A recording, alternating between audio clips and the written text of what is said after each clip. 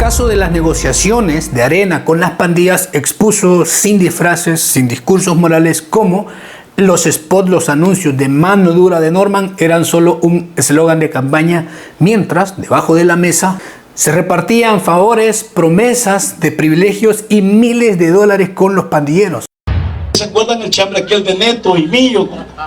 Allí en ese Coena está el que dio el dinero. Y ese Coena, averigua el señor fiscal y ustedes periodistas. Ahí está. Pero en este Coena está el que dio el dinero. Averigüenlo. Van a salir con las patas hinchadas. Norman Quijano, entonces figura central del partido, permitió que su jefe de campaña, Ernesto Mason, operara como un enlace político-financiero, negociando apoyo territorial y votos a cambio de beneficios para las estructuras de las pandillas. Y ahí es donde surge un perfil muy importante en estas negociaciones. Salvador Ruano, exalcalde de Ilopango, fungiendo como un contacto directo, como el puente para llegar a los pandilleros, con quien él tenía muchos negocios y era un hombre de plena confianza desde la tregua que había montado Mauricio Funes. No fue un malentendido ni excesos aislados. Fue una estrategia deliberada, documentada y judicializada. Mason terminó condenado, Quijano también terminó condenado y en prisión. Y en este caso, como hablamos de Ruano, él cumplió un papel muy importante para estos. Quedó retratado como el mensajero obediente de un partido que gritaba en público mientras pactaba y financiaba a las maras en privado. Pero Salvador Ruano entendió rápido una regla básica del poder. Cuando el barco se hunde, nadie rescata al mensajero, al peón. Al verse abandonado por su partido Arena, sin respaldo político, sin discursos solidarios, decidió no cargar solo con la culpa, que sabía que era colectiva. Ruano habló, señaló en público y puso nombres: Norman Quijano, Ernesto Mason, Portillo Cuadra y otros operadores del partido, consciente de que la justicia no iba a detenerse con un solo chivo expiatorio porque había demasiados involucrados, incluso los que habían aportado y sacado el dinero en efectivo que se había entregado en las maras. Ruano no estaba dispuesto a inmolarse por un partido que, llegando el momento, fingió no conocerlo, lo abandonó y le tiró la culpa exclusivamente a él. Si caía uno, caerían todos. Esa fue su apuesta cuando Arena optó por lavarse las manos y mirar a otro lado de este caso. La ruptura fue total cuando Quijano, ya muy acorralado, optó por la negación más burda. Dijo que no conocía a Salvador Ruano, aseguró que jamás se reunió con las maras ni con él, se desligó absolutamente de todo. Y se limitó a decir que si alguien había pactado y financiado las maras, ese era un problema ajeno y debían responder los que aparecían en ese video. Aseguró que nunca delegó en el alcalde de Ilopango, Salvador Ruano, una misión, ya que dice que no ha tenido una relación cercana con él. Nunca he tenido amistad con ese señor, sencillamente ha sido una relación de partido, tal vez por cuestiones de cruzarnos en un evento. Más no sabía que también de él había videos. Le voy a hacer la pregunta también. ¿Hay videos donde Norman Quijano haya negociado con pandillas? Hay videos, hay un video sí de Norman Quijano reunido con pandillas. Intentaba presentar esto como un problema ajeno, casi un exceso individual. Esa maniobra tan cínica como desesperada terminó de incendiar la indignación de Salvador Ruano, quien pasó de operador silencioso a acusador frontal. Al verse convertido en el único culpable de una estrategia de todo el partido, Ruano los confrontó a todos en público, ante las cámaras. Sumado a esto, Salvador Ruano enfatizó que él tiene conocimiento de quién, al interior de la actual dirigencia arenera, financió reuniones con presuntos pandilleros. Para vos, Mauricio. Para vos, Neto Mason. Portillo Cuadra y Neto Mason le dieron la espalda a Soyapango y a Ilopango. Pero sí, como me van a llevar a mí posiblemente, lleven al que dio el dinero, donde Neto y yo nos vimos involucrados. Llévenlo, investiguen quién es. Dejando claro que las negociaciones no fueron iniciativas propias de él, únicamente de su persona, sino engranajes de una maquinaria política que, cuando estalló el escándalo, decidió sacrificar a los suyos para salvar la fachada, la bandera. Conocido el escándalo, filtrado todos esos videos, la fiscalía no tuvo de otra que citar a declarar a Salvador Ruano. La realidad le cayó encima, sin anestesia. Arena no lo iba a proteger ni siquiera hizo el intento de fingir la protección de su mensajero. El partido ya había tomado plena distancia, dejándolo solo frente a un caso que avanzaba con demasiada fuerza y evidencia, y que ya no podía ser maquillado. Ante ese abandono, Ruano siguió acusando a Norman y compañía no por valentía moral, sino por simple instinto de supervivencia. Y tenía razón en algo. El caso era muy serio, muy grave, brutalmente serio. Los videos filtrados por los propios pandilleros, pruebas crudas, directas, imposibles de borrar, hacían insostenible cualquier discurso de inocencia. Ya no era una disputa política, era un expediente penal con rostro, voces y pactos grabados, mientras Arena hacía lo que mejor sabía hacer en las crisis: negar, huir y dejar que otros cargaran con la factura.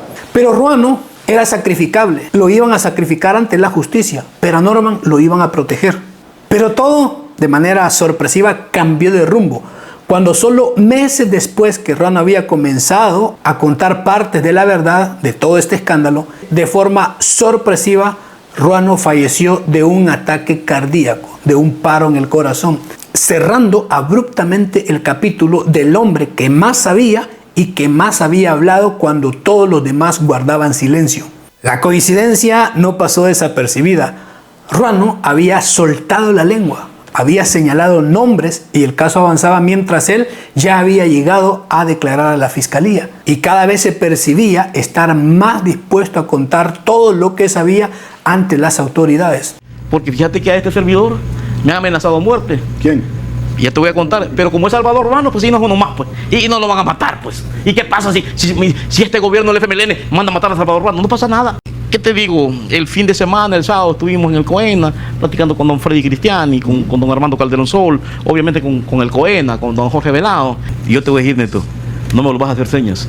Norman Quijano conocía esta situación. Norman se ha cobijado con esa cobardía de decir que no conocía. Yo esperaría que Norman y que Neto ya descubra esta situación, porque la verdad nos va a ser libre. En esas reuniones no actué a título personal. Actué en representación del partido y enviado por la autoridad del partido de aquel entonces. Del partido, pero el candidato a la presidencia era Norman Quijano. ¿Él tenía conocimiento de esa reunión, Neto? Tuvo conocimiento, sí. ¿Supo que usted se iba a reunir con esa gente? Supo de la reunión, sí. No hay pruebas de algo distinto a una supuesta muerte natural, así se declaró. Pero todo este contexto dejó un sabor amargo. El principal operador, el que más sabía, el que conocía la mayor parte de detalles incómodos, llamadas porque por medio del teléfono de él se comunicaban los líderes de Arena con los pandilleros, curiosamente desapareció justo cuando las investigaciones empezaban a apretar. Salvador era las personas que o lo odiabas o lo querías, pero no habían medias tintas con él, porque él siempre también fue una persona muy directa para decir las cosas. Así la verdad quedaba incompleta y en Arena respiraron aliviados, mientras uno de los pocos que estaba dispuesto a hablar ya nunca podría hacerlo. De forma irónica y brutal, la muerte de Salvador Ruano hizo lo que ningún comunicado partidario logró. Ruano se cayó, cerró la boca para siempre. Dejó de ser un problema justo cuando el caso ya había avanzado mucho. Ernesto Mason y Norman Quijano lamentaron lo ocurrido, como dicta el manual, pero en los hechos el fallecimiento fue el acontecimiento más beneficioso para Arena en ese momento. Menos testigos incómodos, menos declaraciones explosivas y una verdad mutilada, cortada de golpe. Ruano falleció y con él se enterró una parte clave, importante del caso. El partido siguió respirando, aunque solo fuera por un tiempo. En política, saber demasiado suele ser un arma de doble filo, y hablar de más puede convertirse en un deporte extremo sin red de seguridad. Norman Quijano salió al paso de las acusaciones del alcalde de Ilopango, Salvador Ruano. Ruano lo llamó cobarde, al asegurar que Quijano sí supo de la reunión con cabecillas de pandillas. No supe nunca de eso, y yo lo he dicho con toda claridad, que ese tema yo se lo encomendé a una persona. Nunca he tenido amistad con ese señor, sencillamente ha sido una relación de partido. Es la palabra de él contra la mía, ¿verdad? Salvador Ruano fue un eslabón clave de conexión de las pandillas con Arena. Dinero y reuniones con dirigentes del partido, un operador que conocía los pasillos oscuros donde se pactó todo lo que quedó grabado en las cámaras, y él, posiblemente en su teléfono, llamadas y otras, podría haber aportado mucha más evidencia. Pero para buena noticia de Arena, no vivió lo suficiente para poder explicar con lujo de detalles cuánto dinero se pagó a las maras y evidencia que hizo falta en los tribunales. Nunca se supo quiénes más movían los hilos detrás del telón. Ruano supo demasiado y habló cuando no debía. El sistema siguió funcionando y las preguntas más incómodas quedaron como siempre sin respuesta. Con el fallecimiento de Ruano, el caso se ralentizó. Avanzó pero con muchos tropiezos, lleno de dilataciones y maniobras que tuvieron como aliado el entonces fiscal Raúl Melara, señalado por tener una fuerte cercanía con los mandos del Partido Arena y por enfriar posteriormente estas investigaciones que seguían quemando al partido. Aún así, el expediente sobrevivió al desgaste del tiempo y a las jugadas para enterrarlo. Tras años de retrasos calculados, casi 9 años de conocerse aquel escándalo de Arena con las pandillas, en 2025 la justicia finalmente alcanzó a Ernesto Mason, quien fue condenado por su participación y financiamiento de las pandillas, por todas aquellas asociaciones ilícitas, el mismo que acompañó a Ruano, que aparecían sentados juntos con los pandilleros, que acompañó todos esos pagos. Después de mucho tiempo, de tanto sabotaje y de intentos de olvido de este caso, pero el fallo dejó claro que no se trataba de rumores, ni de acusaciones políticas, ni de medios de comunicación, sino de una estructura real que operó durante años como paraguas del poder para ocultar la verdad.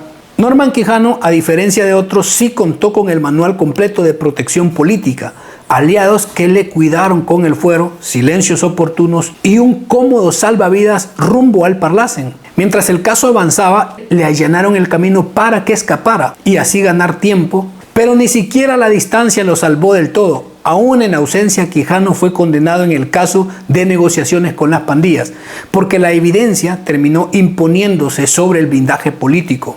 Al final quedó demostrado que detrás del discurso de orden y legalidad hubo negocios oscuros, pactos, dineros para las pandillas y una élite que solo cree en la justicia cuando no los alcanza. Por mi culpa, por mi gran culpa. Bueno, esto ha sido un golpe muy duro para todo el partido, para la familia. Luego el cuerpo fue trasladado al cementerio Los Cipreses. Tuvimos algunas diferencias, pero como que Dios también allanaba el camino. Faltando 10 días de su fallecimiento, yo tuve una larga conversación con Salvador, me invitó a su... El cierre fue inevitable. Para enero del 2026, Norman Quijano finalmente cayó de los Estados Unidos. Fue detenido y terminó deportado a El Salvador para comenzar a cumplir su condena, acabando así el largo capítulo de fuga, fueros políticos, privilegios, discursos y mentiras. El blindaje político se agotó, el refugio externo falló y el discurso de persecución se desmoronó frente a la realidad judicial. Así, Quijano fue a hacerle compañía a Ernesto Mason en prisión. La ironía final es evidente. Si Salvador Ruano hubiera vivido, con toda probabilidad estaría sentado junto a ellos en la misma prisión, completando así el trío de una historia donde el poder creyó que negociar con el crimen no tendría consecuencias. El cierre es muy cínico como conveniente. Norman Quijano y Neto Mason nunca revelaron nada más. Guardaron silencio absoluto y negación desde el principio hasta el final, como buenos operadores del sistema. En cambio, Salvador Ruano demostró sí haber estado dispuesto a revelar más pruebas y toda la verdad, a abrir la cloaca completa de la mafia política de Arena y las pandillas. Pero, ¿quiénes? No se sabe ni cómo, pero al final sí decidieron callarlo para siempre. Hoy el caso parece cerrado, archivado, y la ironía más oscura es esta. Para que no hubiera más revelaciones incómodas, Ruano tuvo que fallecer, quedar sepultado. Solo así el silencio quedó plenamente garantizado para la cúpula de Arena. Pero bueno, esta es una reedición sobre un tema que algunos quizá ya conocían, pero saque su conclusión y déjenla en los comentarios. Muchas gracias por apoyar el contenido, por llegar hasta el final. Cuídense mucho, nos vemos, hasta luego.